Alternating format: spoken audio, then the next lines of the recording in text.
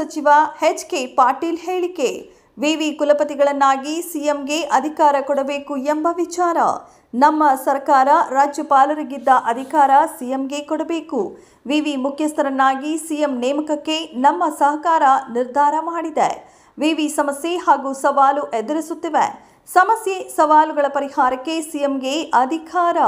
ಉದಾಹರಣೆಗೆ ಕರ್ನಾಟಕ ವಿವಿಯಲ್ಲಿ ಸಾಕಷ್ಟು ಸಮಸ್ಯೆಗಳು ಇವೆ. ಸಾಕಷ್ಟು ವಿಭಾಗಗಳಲ್ಲಿ ನೇಮಕಾತಿ ಆಗಿಲ್ಲ. ಹಣಕಾಸು ವ್ಯವಸ್ಥೆ ಸರಿ ಇಲ್ಲ.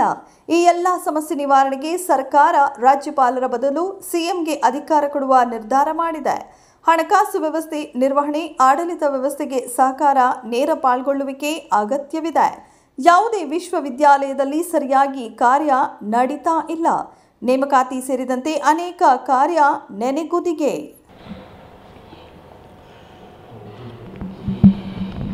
ವಿಶ್ವವಿದ್ಯಾಲಯಗಳ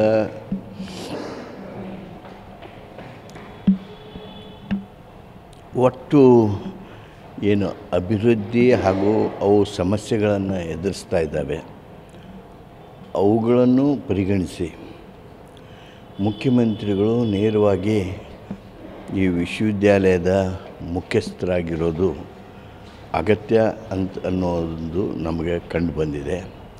ಆ ಹಿನ್ನೆಲೆಯೊಳಗೆ ನಾವು ಈ ಕಾನೂನುಗಳನ್ನು ಬದಲಾವಣೆ ಮಾಡ್ತಾಯಿದ್ದೇವೆ. ವೈಸ್ ಚಾನ್ಸಲರನ್ನು ಗವರ್ನರ್ ಬದಲಾಗಿ ಮುಖ್ಯಮಂತ್ರಿಗಳನ್ನಾಗಿ ಮಾಡ್ತಾಯಿದ್ದೀವಿ. ಸರ್, ಅಧಿಕಾರ ಮೊಟಕುಗೊಳಿಸ್ದಂಗೆ ಆಗುತ್ತೆ. ಈಗ ತಾವು ನೋಡ್ತಾ ಇದ್ದೀರಿ ವಿಶ್ವವಿದ್ಯಾಲಯಗಳ ಯಾವ ಪರಿಸ್ಥಿತಿಗೆ ಇಳಿದಿವೆ. ಉದಾಹರಣೆಗೆ ನಮ್ಮ ಕರ್ನಾಟಕ ವಿಶ್ವವಿದ್ಯಾಲಯ ತಗೊಳ್ಳಿ. ಅದು ವ್ಯವಸ್ಥೆಯೊಳಗೆ ಯಾರ್ಯಾರ್ದೋ ತಪ್ಪಿರ್ಬೋದು, ಆದರೆ ಅದರ ಮುಖ್ಯ ಸಂಚಾಲಕರಾಗಿ ಅದನ್ನು ನಿರ್ವಹಣೆ ಮಾಡ್ತಕ್ಕಂಥ ಚಾನ್ಸಲರು 80% ವೇಕೆನ್ಸೀಸ್ ಅದಾವೆ. 80% ವೇಕೆನ್ಸೀಸ್ ಅದಾವೆ. ಒಂದು ನಯ ಪೈಸೆ ಡೆವಲಪ್ಮೆಂಟಿಗೆ ಒಂದೊಂದು ವರ್ಷ, 4 ವರ್ಷ ಆದ್ರೂ ಸಹಿತ ಕೊಡೋದು ಸಾಧ್ಯ ಆಗಿಲ್ಲ. ಸರ್ಕಾರದಲ್ಲಿ ತೊಂದರೆಗಳಿರ್ಬೋದು, ಅನಾನುಕೂಲತೆಗಳಿರ್ಬೋದು, ಆದರೆ ಸರ್ಕಾರದ ವ್ಯವಸ್ಥೆಯೊಳಗೆ ಹಣಕಾಸನ್ನು ಹೇಗೆ ಹೊಂದಿಸಬೇಕು, ಏನು ಮಾಡಬೇಕು, ಅದರ ಹಿಂಬಾಲಿಸೋಕೇನು, ನಿರ್ಣಯ ತೆಗೆದುಕೊಳ್ಳೋದೇನು, ಸಭೆಗಳನ್ನು ಮಾಡೋದೇನು, ಅವೆಲ್ಲವೂ ಪರಿಣಾಮಕಾರಿ ಆಗಬೇಕು ಅನ್ನುವಂಥ ಉದ್ದೇಶದಿಂದ ವಿಶ್ವವಿದ್ಯಾಲಯ ಹಿತದೃಷ್ಟಿಯಿಂದನೂ ಸಹಿತ ಮುಖ್ಯಮಂತ್ರಿಗಳನ್ನು ಚಾನ್ಸಲರನ್ನಾಗಿ ಮಾಡ್ತಾಯಿದ್ದೇವೆ.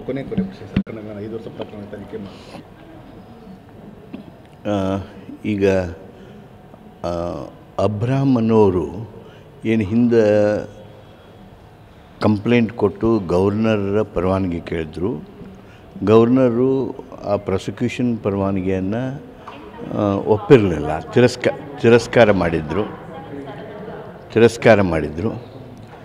ಆ ತಿರಸ್ಕಾರ ಮಾಡಿರ್ತಕ್ಕಂಥ ನಿರ್ಣಯ ಸಮರ್ಪಕವಾದದ್ದಲ್ಲ ಅನ್ನುವಂಥ ನಮ್ಮ ನಿಲುವಿನಿಂದ ಮಾನ್ಯ ರಾಜ್ಯಪಾಲರಿಗೆ ಆ ಒಂದು ನಿರ್ಣಯವನ್ನು ಪುನರ್ ಪರಿಶೀಲನೆ ಮಾಡೋದಕ್ಕೆ ನಾವು ಅವ್ರಿಗೆ ವಿನಂತಿ ಮಾಡಿದ್ದೀವಿ. ಡೆಲ್ಲಿಗೆ ಹೋಗಿದ್ದಾರೆ, ಸಚಿವ ಸಂಪುಟ ಮತ್ತೆ ಇದಾಗುತ್ತೆ ಅಂತ